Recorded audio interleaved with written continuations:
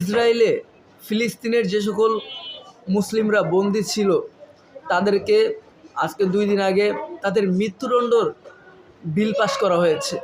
আপনি ভেবে দেখেছেন? শুধু মৃত্যুদণ্ডের বিল পাস করা হয়নি, বরং মৃত্যুদণ্ডের বিল পাস করার পরে তারা আনন্দ উল্লাস করে মদ পান করেছে। দেখেন, আপনি ভিডিও দেখেন, একটু খেয়াল করেন।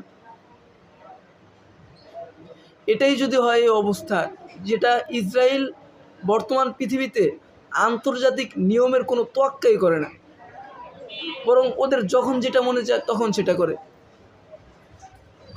তাহলে পুরো পৃথিবী কি হাঁ করে তাকিয়ে দেখে ওদের কর্মকাণ্ড? পুরো পৃথিবীর সবাই যারা আন্তর্জাতিক আইনের উপর নির্ভর, তারা কি ইসরায়েলকে এতটাই ভয় পায়? অথচ ইরান দেখুন, ইসরায়েল আমেরিকা দুটোটাকে ইরান কাঁপিয়ে দিচ্ছে, এমনভাবে কাঁপিয়ে দিচ্ছে যে ওদের ঘুম এখন হারাম হয়ে গিয়েছে। ওরা এখন চাচ্ছে ব্রিটিশ বাহিনী নিয়ে ইরানের উপর আক্রমণ করতে।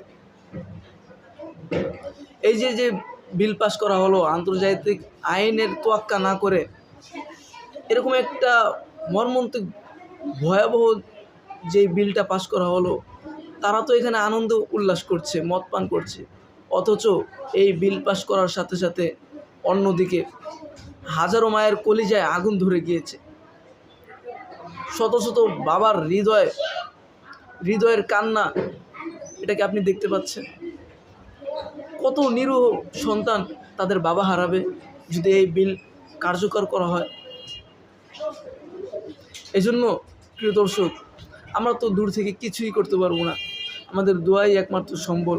আমরা বেশি বেশি আল্লাহর কাছে হাত তুলে দোয়া করব, আল্লাহ যেন পৃথিবীর প্রত্যেকটি অঞ্চলে, পাহাড়ে, পর্বতে, গুহায়, বিভিন্ন আনাচে কানাচে যে সকল মুসলমানরা নির্যাতিত রয়েছে, নিপীড়িত রয়েছে, নিরীহ রয়েছে, আল্লাহ যেন তাদের উপর সাহায্য করে।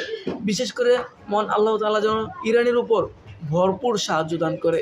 ইরানের রসদ, অস্ত্র, সরঞ্জাম যা কিছু প্রয়োজন, আল্লাহ যেন তার গায়েবী খাজানা থেকে ব্যবস্থা করে দেয়। এজন্য আপনি দোয়া করবেন তো?